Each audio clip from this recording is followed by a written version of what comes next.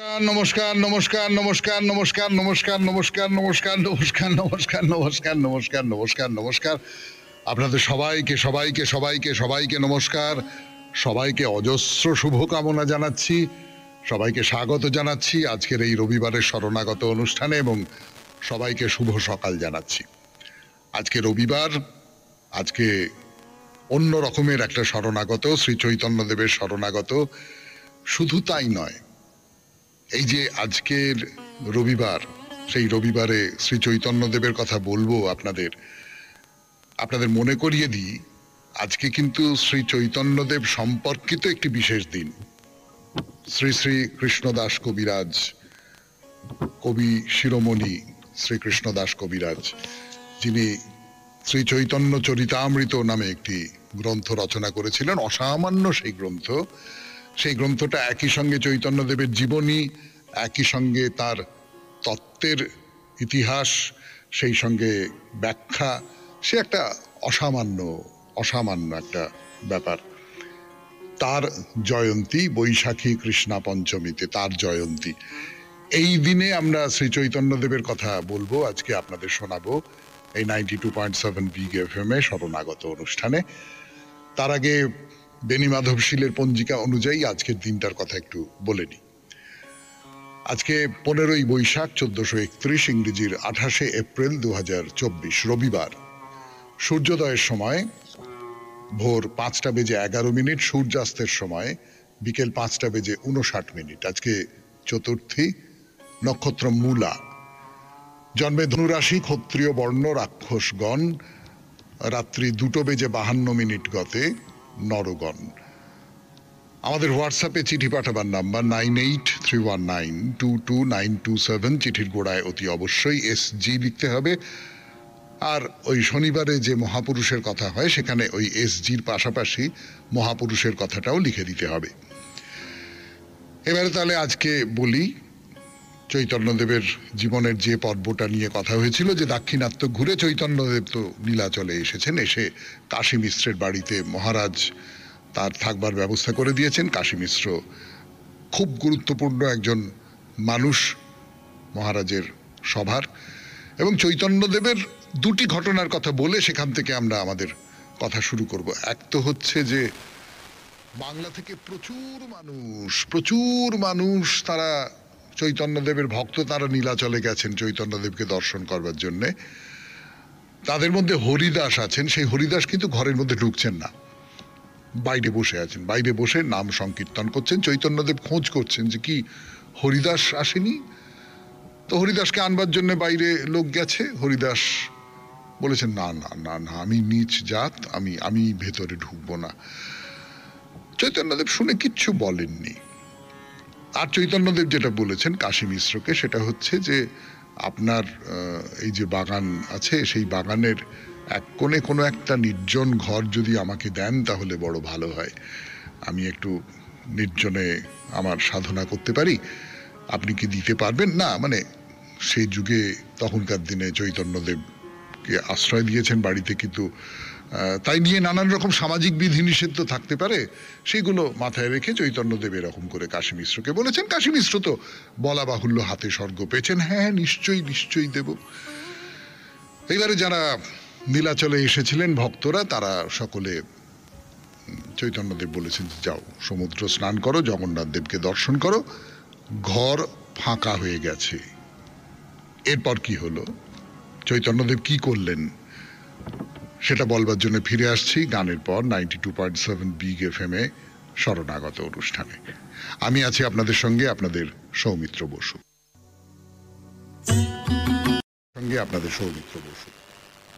বলছি শ্রী চৈতন্যদেবের কথা।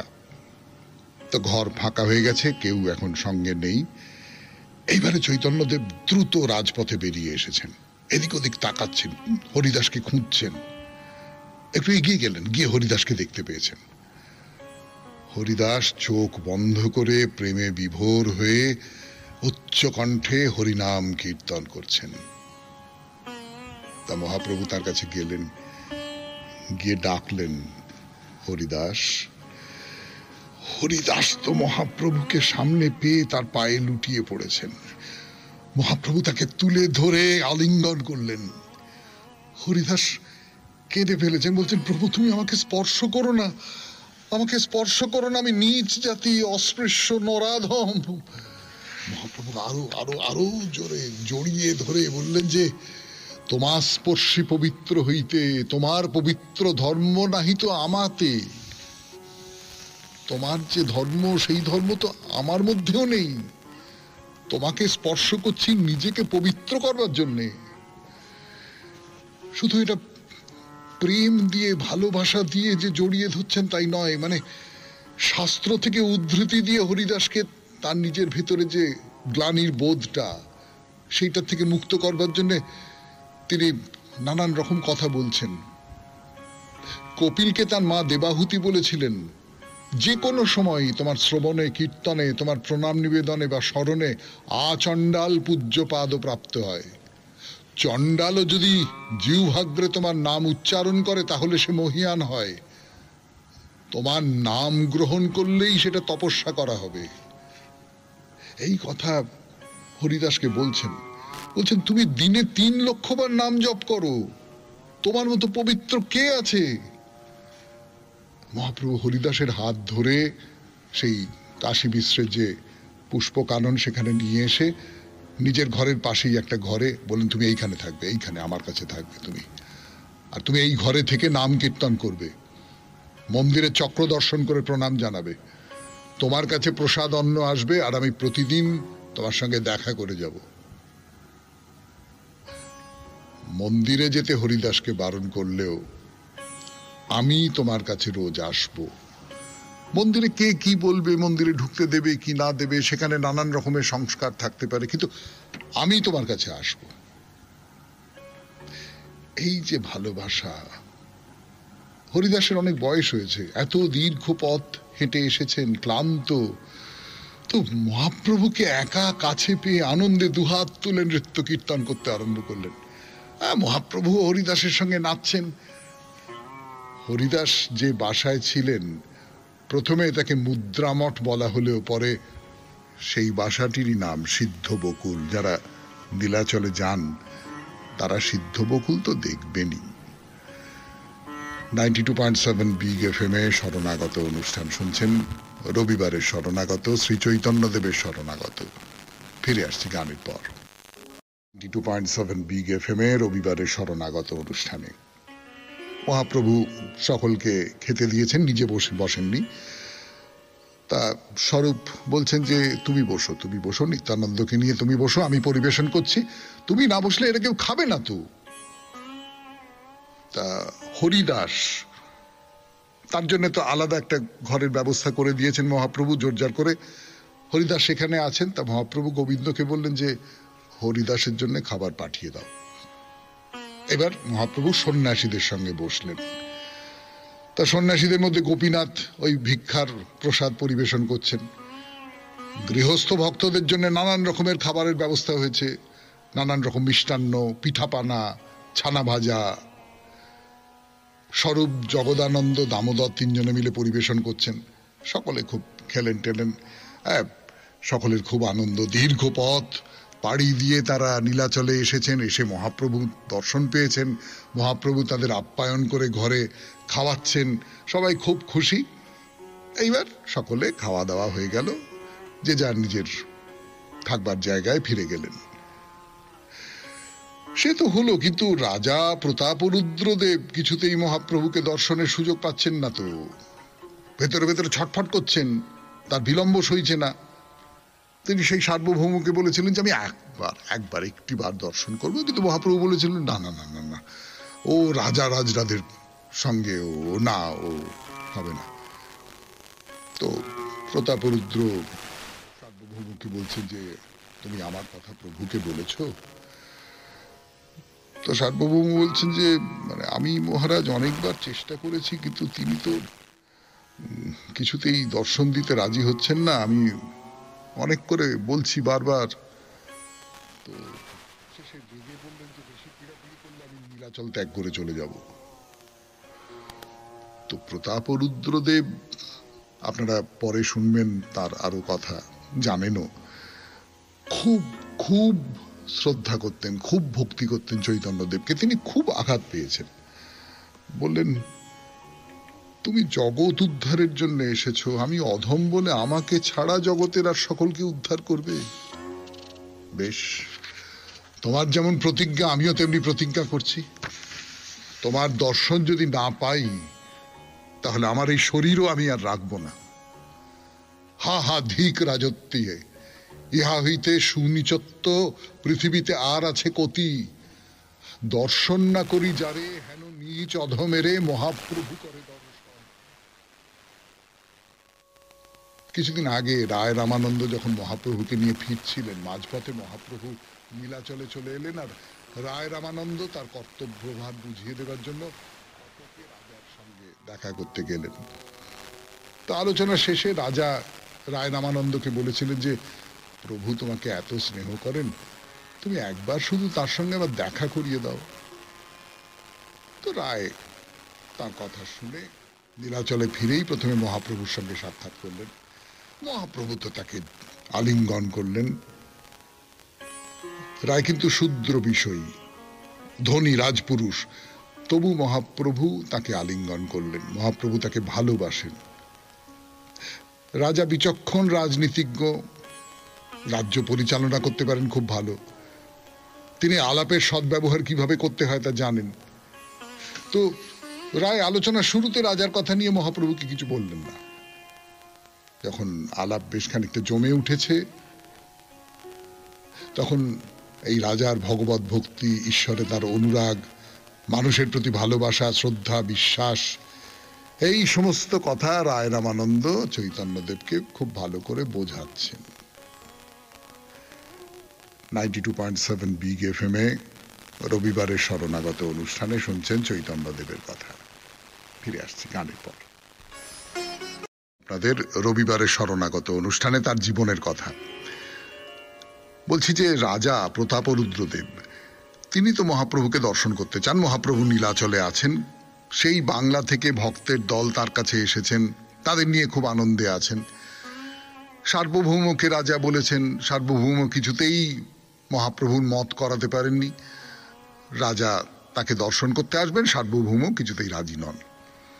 তো রাজা রায় রামানন্দকে বলেছেন। রায় রামানন্দ এসে মহাপ্রভুর সঙ্গে কথা বলছেন। বলতে বলতে রাজার কথা উঠেছে। রাজা কত তার ঈশ্বরে অনুরাগ, ভগবত ভক্তি, মানুষের প্রতি ভালোবাসা, শ্রদ্ধা, এই সমস্ত বলছেন বলছেন বলছেন বলছেন বলে মহাপ্রভুকে বলছেন যে, আমি কিন্তু রাজকার্য ছেড়ে দিয়েছি। আমি মহারাজকে জানিয়েছি যে বাকি জীবনটা আমি তোমার সঙ্গে থেকে তোমার সেবায় উৎসর্গ করব। তো মহারাজ রাজি হলেন। তোমার নাম শুনেই খুব বিনীত হয়ে বললেন যে, ঠিক আছে ঠিক আছে, আপনাকে আর বিষয়কর্ম করতে হবে না। উপরন্তু আমার অবসর ভাতা দ্বিগুণ বাড়িয়ে দিলেন। মহাপ্রভু শুনছেন। তো রায় রামানন্দ বললেন যে, এত কিছু করলেন, কিন্তু রাজার মুখে আক্ষেপের কথা শুনতে পেলাম। তিনি বললেন যে, তোমার জীবন সার্থক, তুমি মহাপ্রভুর সান্নিধ্য পেয়েছ। আমি পতিত, আমি অযোগ্য, সেই জন্য আমি তার দর্শন থেকে বঞ্চিত হয়ে রয়েছি। তবে তার মনে দৃঢ় বিশ্বাস আছে যে একদিন না একদিন তিনি তোমার দর্শন পাবেনই। তা মহাপ্রভু খুব মন দিয়ে তার কথাগুলো শুনছেন। শুনে বললেন যে, দেখো, তুমি তো কৃষ্ণ ভক্ত, তোমার উপরে যার প্রীতি, শ্রীকৃষ্ণ নিশ্চয়ই তাকে কৃপা করবেন। বলছেন যে, কৃষ্ণ অর্জুনকে বলছেন, হে পার্থ, যারা কেবল আমার ভক্ত তারা আমার প্রকৃত ভক্ত নয়, যারা আমার ভক্তের ভক্ত তারাই উত্তম ভক্ত। তো মনে হচ্ছে যে এই রাজাকে দর্শন করা বা দর্শন দেওয়া, এই ব্যাপারে মহাপ্রভু যে খুব একটা কঠোর ভূমিকা নিয়েছিলেন, সেইটা হয়তো একটু একটু একটু তরল হয়েছে। তো রাজার শুরু থেকেই মনের মধ্যে খুব অভিমান আছে। আমি তো রাজেন্দ্র, অসীম ক্ষমতার অধিকারী, দুর্ধর্ষ যোদ্ধা, নিজের বিক্রমে কালরূপী আফগান সৈন্যদের হারিয়ে দিয়ে আমার রাজ্যের সীমা বাড়িয়ে দিয়েছি। আমি চাইব, তা হবে না, এটা হতে পারে। এই যে এই যে এই যে এই যে তার ভেতরে এই যে অহংকার, সেই অহংকারের কারণে তিনি হয়তো মহাপ্রভু সেই অহংকারের ব্যাপারটা বুঝতে পেরেছিলেন। তার ফলে তিনি খানিকটা মনের দিক থেকে মহাপ্রভুর থেকে দূরে চলে গেছেন। তার সভাপণ্ডিত সার্বভৌম যখন মহাপ্রভুর যে ভগবত্তা তার কথা রাজাকে বলতে চেয়েছিলেন, বাইরের দৃষ্টিতে তিনি তা মেনেছিলেন, কিন্তু ভেতর থেকে বিশ্বাস করতে পারেননি হয়তো। তখনও তার মনের মধ্যে কোনো আগ্রহ বা শ্রদ্ধা বা কৃপার আকুলতা তৈরি হয়নি। কিন্তু ভগবান তো ঐশ্বর্যে লোলুপ নন, তিনি শুধু ভক্তি আর প্রেমের কাঙাল। রাজা দেখেছেন নীলাচলের পঞ্চসখা বিশিষ্ট ভক্তোত্তম পণ্ডিতবর্গ কিভাবে তার আনুগত্য স্বীকার করছেন। বাসুদেব সার্বভৌমের মতো অন্যতম শ্রেষ্ঠ এক বৈদান্তিক পণ্ডিত, শঙ্কর মঠের অধ্যাপক, তিনি চৈতন্যদেবের কাছে আত্মসমর্পণ করেছেন। রায় রামানন্দ এরকম ভাবে চৈতন্যদেবের শরণাগত হয়েছেন। তো রাজার মনে হচ্ছে যে না, এর কাছে নিজেকে নমিত করতে হবে। রত্নসিংহাসনের মোহ আর আমায় শান্তি দিতে পারছে না। রাজা বলছেন যে আমি প্রাণ পর্যন্ত দিতে প্রস্তুত, তার কৃপা যদি না পাই কিসের ঐশ্বর্য বিষয়ের বৈভব, আর জীবনের প্রয়োজনটাই বা কি? রাজার অন্তরের মধ্যে অহৈতুকী ভগবত ভক্তির প্রকাশ দেখা যাচ্ছে। 92.7 বিগ FM এ শুনছেন রবিবারের শরণাগত, শ্রী চৈতন্যদেবের শরণাগত। ফিরে আসছি, একটু গান শুনে নি। 92.7 বিগ FM এ শরণাগত অনুষ্ঠানে রাজা শ্রী চৈতন্যদেবকে দর্শন করতে চান। সার্বভৌমকে বলেছেন কোন জায়গা থেকে দর্শন করতে চান। রাজা খুব বিনীতভাবে বলছেন, খুবই নম্রভাবে বলছেন যে আমি তার দর্শন চাই একবার। কিন্তু ভেতরে কোথাও একটা রাজা হিসেবে তার যে অভিমান, সেই অভিমানটা নাকি ছিল, সেটা সার্বভৌম বুঝতে পারেননি, রায় রামানন্দ বুঝতে পারেননি, কিন্তু ভেতরে কোথাও একটা ছিল এবং চৈতন্যদেব সেটা বুঝতে পারছেন। রাজা খানিকটা পরখ করে নিতে চাইছেন হয়তো চৈতন্যদেবকে। এটাই স্বাভাবিক নিয়ম। অবতারকে সবাই চিনতে পারে না। ঠাকুর শ্রী রামকৃষ্ণ পরমহংসদেবের যে কথামৃত থেকে আমরা পড়ে শোনাচ্ছি, তার মধ্যেও তো এই কথা আছে যে অবতারকে খুব বেশি মানুষ চিনতে পারে না। তো রাজাও হয়তো গোড়ার দিকে তাকে চিনতে পারেননি। গীতায় ভগবান বলে গেছেন যে অল্প বুদ্ধি ব্যক্তিরা আমার অনুত্তম নিত্যস্বরূপ না জানায় আমাকে প্রকৃত ব্যক্তি ভাবাপন্ন বলে মনে করে। তো রাজার মনেও সেই কথাই হয়েছিল। সার্বভৌম এখন বুঝতে পারছেন যে রাজার মনের মধ্যে সত্যিকারের ভালোবাসা জাগ্রত হয়েছে। মহাপ্রভুর প্রতি যে শরণাগতি, তার যে মনোভাব, সেইটা জেগে উঠেছে। তো মহাপ্রভুর সঙ্গে রাজার সাক্ষাৎ করাবার জন্য এটা উপায় বার করা হলো।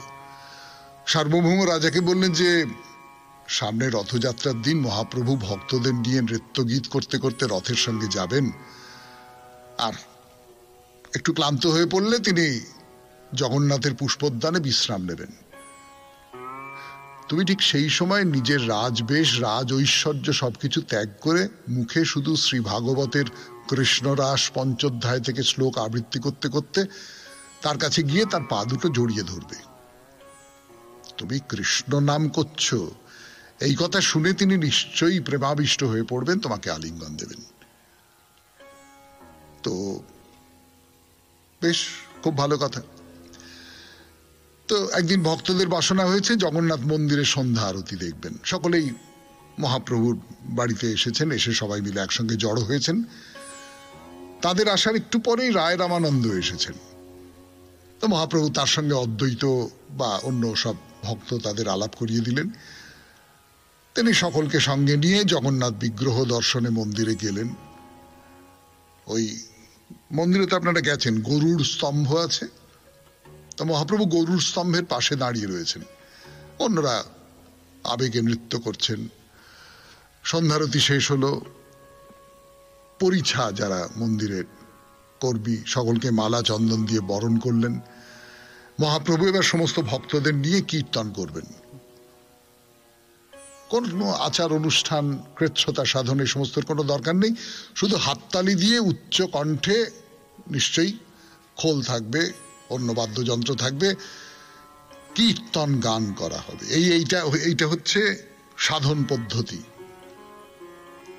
মহাপ্রভুর নিজের কথায় সর্বধর্মের সার সংকীর্তন ধর্ম। 3 রকমের নাম গান আছে, কীর্তন গান, নাম কীর্তন, রূপ কীর্তন, গুণ কীর্তন। আর একটা গায়ন পদ্ধতিও রয়েছে যেখানে ঈশ্বরের বিলাস ও কলা নিয়ে গান হয়, তাকে লীলা কীর্তন বা রস কীর্তন বলে। তো কীর্তন গান সবাই মিলে যখন গান, তাকে সংকীর্তন বলে উল্লেখ করা হয়, সমবেত কীর্তন। তো সেই কীর্তন করা হবে 92.7 বিগ FM এ শরণাগত অনুষ্ঠানে। শুনছেন শ্রী চৈতন্যদেবের কথা। একটু গান শুনবো, গানের পর ফিরে আসবো আবার তার কথায়। তার ভক্তরা এসেছেন, সবাই মিলে জগন্নাথ দেবের যে মন্দির, সেই মন্দিরের অঙ্গনে সংকীর্তন হবে, সমবেত কীর্তন হবে। আর আনন্দের সীমা পরিসীমা নেই। 8টা মৃদঙ্গ এসেছে, 24টা করতাল এসেছে। মহাপ্রভু ভক্ত পরিবৃত হয়ে সংকীর্তন গান শুরু করেছেন। সকলে মন্দির পরিক্রমা করছেন।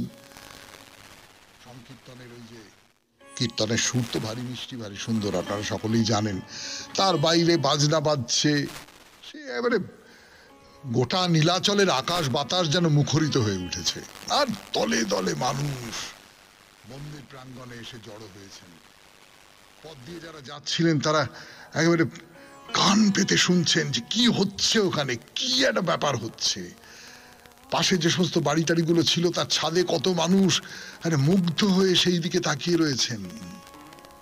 তারাও আবেশে নৃত্য করছেন, মাঝে মাঝে হরিবোল হরিবোল হরিবোল হরিবোল করছেন। আর মহাপ্রভু প্রত্যেক ভক্তের মাঝে চলে যাচ্ছেন, গিয়ে কীর্তন করছেন, উদ্দাম নৃত্য করছেন। কখনো উদ্বাহু হয়ে আকাশের দিকে হাত তুলে দিচ্ছেন, কখনো মাটিতে লুটিয়ে পড়ছেন। তার পদভারে পাষাণতল কম্পিত হচ্ছে, তার মেঘগম্ভীর কণ্ঠস্বর আকাশ বাতাসে ছড়িয়ে পড়ছে। শরীর থেকে এবারে ঝরঝর ঝরঝর করে ঘাম পড়ছে, আর দু চোখ থেকে একেবারে গল গল করে জল পড়ছে। ভক্তদের সারা শরীর ভিজিয়ে দিচ্ছে। এই নৃত্য কীর্তন করতে করতে তার সারা শরীর জুড়ে একটা অদ্ভুত কম্পন দেখা দিল। সমস্ত সাত্ত্বিক ভাব যেন প্রকট হচ্ছে। তো এই দেখে অদ্বৈত আচার্য, নিত্যানন্দ, বক্রেশ্বর পণ্ডিত, শ্রীবাস বলে, না না না, তুমি দাঁড়া বলে নিজেরা নৃত্যগীত শুরু করলেন। মহাপ্রভু সকলের মাঝখানে দাঁড়িয়ে দেখছেন, তাদের আলিঙ্গন দিচ্ছেন। আর ভক্তরা ভাবছেন মহাপ্রভু আমাদের পাশে রয়েছেন। পুলিন ভোজনে যেন কৃষ্ণ মধ্যস্থানে, চৌদিকের সখা কহে আমারে দেখো। 92.7 বিগ FM এ রবিবারের শরণাগত অনুষ্ঠানে শ্রী চৈতন্যদেবের কথা। আরো কথা বলবার জন্য ফিরে আসছি গানের পর।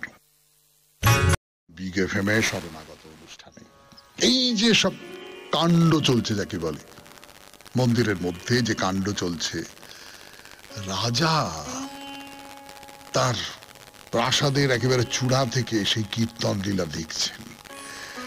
দেখে তার মনের মধ্যে একটা অসম্ভব একটা ছটফটানি তৈরি হয়েছে। পাগলের মতো হয়ে গেছেন যে মহাপ্রভুর সঙ্গে মিলিত হতে হবে, মহাপ্রভুর সঙ্গে আমাকে মিলিত হতে হবে। তো কীর্তন শেষ হলো, জগন্নাথের পুষ্পাঞ্জলি হলো, পরিছা যারা আছেন তারা সবাইকে প্রসাদ দিলেন। মহাপ্রভু ভক্তদের কাছ থেকে বিদায় নিয়ে নিজের ঘরের দিকে রওনা হলেন। ভক্তরাও তাদের যেখানে যেখানে থাকবার ব্যবস্থা সেখানে সেখানে চলে গেলেন। এরকম নীলাচলে মাত্র কয়েকদিন হলো নীলাচলে এসেছেন মহাপ্রভু, কিন্তু নীলাচলের মানুষজন তার মধ্যে প্রেম ভক্তি আধ্যাত্মিক ভাবে স্ফুরণ দেখে তাদের ভেতরে একটা অদ্ভুত পরিবর্তন দেখা দিয়েছে। এতদিন ধরে আচার্য শঙ্কর প্রতিষ্ঠিত যে গোবর্ধন মঠ, তার ভাবধারায় সকলে আপ্লুত ছিলেন, সেগুলোকে অনুসরণ করতেন। কিন্তু এই মহাপ্রভুর যে আধ্যাত্মভাবে প্রেমের যে জোয়ার, তাতে যেন তারা ভেসে যাচ্ছেন। এতদিন পর্যন্ত নীলাচলে একটা একটা নির্দিষ্ট গোষ্ঠীর মধ্যে বৈষ্ণব ধর্ম ছিল এবং অন্য গোষ্ঠীর মধ্যে মনে করা হতো যে জগন্নাথ দেব হচ্ছেন বুদ্ধদেবেরই একটা প্রকাশ এবং সেই মতো তারা ভক্তি শ্রদ্ধা ইত্যাদি ইত্যাদি করতেন। কিন্তু মহাপ্রভুর এই যে বৈষ্ণব ভাবনা, এই সবকিছু একবারে ভাসিয়ে নিয়ে চলে গেল। রাজা প্রতাপ রুদ্রদেব ও নানান শাস্ত্রে পণ্ডিত মানুষ ঈশ্বর তত্ত্ব নিয়ে নানান রকমের গ্রন্থ পাঠ করেছেন, তার নিজের টিকাও আছে, তার ব্যাখ্যাও আছে সেই সমস্ত গ্রন্থ নিয়ে। প্রথম দিকে তিনি খানিকটা বৌদ্ধ ধর্মের প্রতি অনুরক্ত হয়ে পড়েন, কিন্তু এই চৈতন্যদেবকে দেখে, তার এই সংকীর্তন, এই সব কিছু, তার কথা শুনে তিনি একেবারে চৈতন্যদেবের একান্ত অনুগত ভক্ত হয়ে উঠেছেন। শুনছেন রবিবারের শরণাগত, শ্রী চৈতন্যদেবের শরণাগত 92.7 বিগ FM এ। আমি আছি আপনাদের সঙ্গে, আপনাদের সৌমিত্র বসু। রাজাকে কটকে চলে যেতে হয়েছে, রাজকার্য তো করতে হবে। 92.7 বিগ FM এ শরণাগত অনুষ্ঠানে শুনছেন শ্রী চৈতন্যদেবের কথা, রবিবারের শরণাগত। তো রাজা কটকে চলে গেছেন, কিন্তু সবসময়ই তার মন পড়ে রয়েছে মহাপ্রভুর চরণে, সবসময়ই ভেতরে একটা প্রবল অস্থিরতা। তিনি সার্বভৌমকে চিঠি লিখছেন যে আমার দর্শনের কি ব্যবস্থা হলো। তো সার্বভৌম খুব সংকোচের সঙ্গে, খুব লজ্জার সঙ্গে রাজাকে বলছেন যে তিনি তো কিছুতেই রাজি হচ্ছেন না। তো রাজা সেই চিঠি পেয়ে আর একটা চিঠি লিখলেন, সার্বভৌমের কাছে পাঠালেন এবং বললেন যে এই চিঠি যেন সমস্ত গৌড় ভক্তদের দেখানো হয়। সেই চিঠিতে রাজা গৌড় ভক্তদের কাছে বিনয়াবনত হয়ে আবেদন করছেন যাতে সকলের কৃপায় তিনি মহাপ্রভুর দর্শন লাভ করতে পারেন। তিনি লিখছেন, যদি মোরে কৃপা না করিবে গৌর হরি, রাজ্য ছাড়ি যোগী হইব ভিখারি। ভেবে দেখুন, রাজা, ওড়িশার রাজা প্রতাপ রুদ্রদেব, প্রভূত ক্ষমতা তার, প্রভূত বীরত্ব তার, সেই রাজা এরকম ভিখারির মতন করে আবেদন করছেন। তো মহাপ্রভুর কৃপার অভাবে তিনি, রাজা প্রতাপ রুদ্রদেব, রাজকার্য ছেড়ে দিয়ে চলে যাবেন। উড়িষ্যা ভারতের একমাত্র হিন্দু রাজ্য যেখানে সাধু মহাত্মা সকলেই নিশ্চিন্ত আছেন, নিরুপদ্রবে ঈশ্বর সাধনায় থাকতে পারেন। বহুবার শত্রু এসে আক্রমণ করেছে, কিন্তু রাজা প্রতাপ রুদ্রদেব, তার অসীম শৌর্য, অসীম বিক্রম, রাজ্যের কোনো অনিষ্ট হয়নি। এই রাজা যদি চলে যান তাহলে দেশ তো অভিভাবকহীন হয়ে পড়বে, রাজ্য রসাতলে যাবে। তো রাজার এই আবেদন শুনে গৌড়ের মানুষজন যারা আছেন তারাও সকলে খুব বিচলিত হয়ে পড়লেন। তারা সকলে মহাপ্রভুর কাছে এলেন, এসে বললেন যে প্রভু, তুমি শুধু একবার রাজাকে দর্শন দাও, একবার শুধু রাজাকে দর্শন দাও, এই রাজ্যটাকে তুমি রক্ষা করো প্রভু। এর মধ্যে রায় রামানন্দ এই নিয়ে মহাপ্রভুর সঙ্গে আলোচনা করেছেন, সে কথা আপনাদের বললাম। মহাপ্রভু মনটা একটু ভিজেছে, গৌড়বাসীরা সকলে মিলে এইরকম করে বলেছেন, তার মন আরো নরম হয়েছে। কিন্তু না, মহাপ্রভু বাইরে একটা রোষ দেখাচ্ছেন, বলছেন তোমার সবার ইচ্ছা এই আমারে লয়া, রাজাকে মিলন ইহ কটকেতে গিয়া। মহাপ্রভু এর আগে এই গৌড় ভক্তদের কাছে বলেছেন, বিষয় লোকের স্পর্শে দেহে একটা বিষ জ্বালা হয় আমার। এই বিষ জ্বালার কথাটা তো আমরা ঠাকুর শ্রী রামকৃষ্ণ পরমহংসদেবের ক্ষেত্রে শুনেছি বা পড়েছি, যে বিষয়ী লোক, পাপী লোক, সেই পাপী লোকের সংস্পর্শে এলে শরীরে একটা জ্বালা হয়। মা শারদার ক্ষেত্রেও এইরকমটা হয়। তো মহাপ্রভু এখন বলছেন যে আচ্ছা ঠিক আছে, পারমার্থিক বিষয়ের কথা না হয় ছেড়েই দিলাম, কিন্তু লোকে আমাকে নিন্দে করবে না? আমি যদি রাজার সঙ্গে দেখা করি, রাজাকে দর্শন দিই, রাজার সঙ্গে আলাপ করি, তাহলে লোকে তো আমার নিন্দে করবে। মহাপ্রভু কিন্তু লোকনিন্দার ব্যাপারে খুব সতর্ক ছিলেন। আপনাদের মনে পড়বে যে কাশী মিশ্রকে বলছেন যে আমি কি তোমার এই বাগানের একটা কোণে একটা ঘর তুমি দিতে পারো? মানে লোকে কি বলবে সেইটা কিন্তু মাথায় রেখো তুমি। তো তিনি বলছেন যে লোকে আমার সম্পর্কে নানান রকম কথা বলবে, তার কারণ মানে এটা আমি তো জননায়ক, আমি তো মানুষের মনকে পাল্টাতে এসেছি। মানুষ যদি আমার প্রতি অবিশ্বাসী হয়ে পড়ে, মানুষ যদি আমাকে অপছন্দ করে, তাহলে তো আমি সেই কাজটা করতে পারবো না। 92.7 বিগ FM এ রবিবারের শরণাগত শুনছেন। আমরা একেবারে আজকে শরণাগতের শেষ পর্যায়ে এসে পৌঁছেছি। ফিরে আসছি গানের পর। জায়গাটা কোথায়? এক্ষুনি বললাম আপনাদের, রাজা প্রতাপ রুদ্রদেবের সঙ্গে সাক্ষাৎ করার ব্যাপারে মহাপ্রভুর আপত্তির জায়গাটা কোথায় না, রাজার সঙ্গে যদি আমি মেলামেশা করি তাহলে তো আমার নিন্দে হবে। আমি সেই নিন্দেটাকে সহ্য করতে পারবো না, সেই নিন্দেটা খুব ক্ষতিকর হবে। তার কারণ লোকে বলে, ও তো রাজার পেছু পেছু ঘোরে, ও তো রাজা ওর মাথার উপরে আছে, সেই জন্যই ওর এত বলবোলাও, এই সমস্ত কথাটা বলবে। এইটা হবে না। তো কোনো কোনো ভক্তর মনে হলো সত্যি যদি লোকনিন্দা হয়। কিন্তু নিত্যানন্দ, দামোদর এরা বললেন যে না না না, তুমি রাজদর্শন করো। এ কথা বলবার অধিকার কার আছে তোমার সম্পর্কে এইরকম কথা বলবার? কিন্তু রাজা তোমার প্রতি গভীর অনুরাগী। তিনি প্রতিজ্ঞা করেছেন তোমার কৃপা যদি তিনি লাভ না করতে পারেন তাহলে রাজত্ব বিসর্জন দেবেন, দেশ ত্যাগ করবেন, এমনকি প্রাণ পর্যন্ত ত্যাগ করবেন। দেশ ভয়ানক বিপদের মুখোমুখি পড়বে। আচ্ছা বেশ, তুমি যদি একান্তই তার সঙ্গে মিলিত হতে না চাও, তোমার পোশাক, তোমার একখণ্ড বহির্বাস তার কাছে পাঠাবার অনুমতি দাও। সেইটুকু পেয়েই হয়তো তিনি আশ্বস্ত হবেন। তো মহাপ্রভু এর পরে আর কোনো কথা বলতে পারলেন না। তিনি বললেন, ঠিক আছে, তোমরা যা পারো করো। প্রভু কহে, তুমি সব পরম বিদ্বান, যেই ভালো হয় সেই সব করো সমাধান। তো ভক্তরা সকলেই তো এর অপেক্ষায় ছিলেন। তারা গোবিন্দ মহাপ্রভুর একটা বহির্বাস সার্বভৌমন মারফত রাজার কাছে পাঠিয়ে দিলেন। আর ভগবানের অঙ্গবস্ত্র এবং তার যে স্থূল দেহ, সে তো একই বস্তু। রাজা সেটা অনুধাবন করে সেই বহির্বাস গ্রহণ করে খুব খুব খুশি। কিন্তু দর্শন পাবো না, এতবার করে চেষ্টা করছি, এতবার করে অন্যায় করছি, দর্শন পাবো না। তো কিছুতেই আর দর্শন পাওয়া যাচ্ছে না, কিছুতেই আর দর্শন পাওয়া যাচ্ছে না। কৃষ্ণ রয়েছেন অথচ সেখানে প্রেম নেই, এটা সম্ভব হলেও হতে পারে। তবে প্রেম আছে অথচ কৃষ্ণ নেই, সেটা অসম্ভব।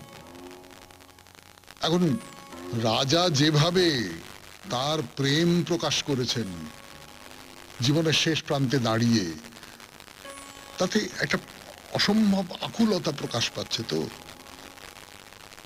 তো একদিন মহাপ্রভুর কাছে রায় রামানন্দ এসেছেন। মহাপ্রভু তখন একা আছেন। রায় রামানন্দ সেই সুযোগে রাজার প্রস্তাবের কথা তার সামনে পাড়লেন এবং বললেন, তুমি রাজাকে দর্শন দাও। তো মহাপ্রভু বললেন, তুমি কি বলছো? সন্ন্যাসীর পক্ষে রাজদর্শন কি উচিত কাজ হবে? রাজার মিলনে ভিক্ষুকের দুই লোক নাশ, পরলোক রহু লোকে করে উপহাস। ইহলোক পরলোক দুটোই যাবে তো। রায় রামানন্দ বললেন যে দেশের আজকে বড় দুর্দিন, তুমি কাকে ভয় পাচ্ছ? তুমি তো পরতন্ত্র নও, তুমি স্বতন্ত্র। মহাপ্রভু বললেন, আমি সন্ন্যাসী, আমি লোক ব্যবহারকে বড় ভয় পাই। তিনি সর্বগুণবান হতে পারেন, কিন্তু তিনি তো রাজা। আচ্ছা বেশ, তুমি যদি একান্ত আগ্রহী থাকো, রায় রামানন্দকে বলছেন, তবে তার ছেলের সঙ্গে আমার দেখা করিয়ে দাও। আত্মা বৈ জায়তে পুত্র, পুত্র পিতার আত্মজ। পুত্রের সাথে মিলন হলেই রাজার সঙ্গে মিলন হবে। 92.7 বিগ FM এ রবিবারের শরণাগত অনুষ্ঠান আজকের মতো এখানেই শেষ করছি। আবার পরে রবিবার ঠিক এই জায়গা থেকে শুরু করব আমাদের শ্রী চৈতন্যদেবের জীবনের কথা বলা। আমাদের হোয়াটসঅ্যাপে চিঠি পাঠাবার নাম্বার 9831922927। চিঠির গোড়ায় অতি অবশ্যই SG লিখবেন।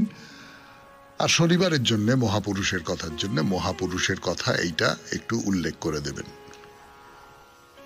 আজকের মতো তাহলে বিদায়। সবাই খুব ভালো থাকবেন, আনন্দে থাকবেন। নমস্কার। নমস্কার নমস্কার নমস্কার।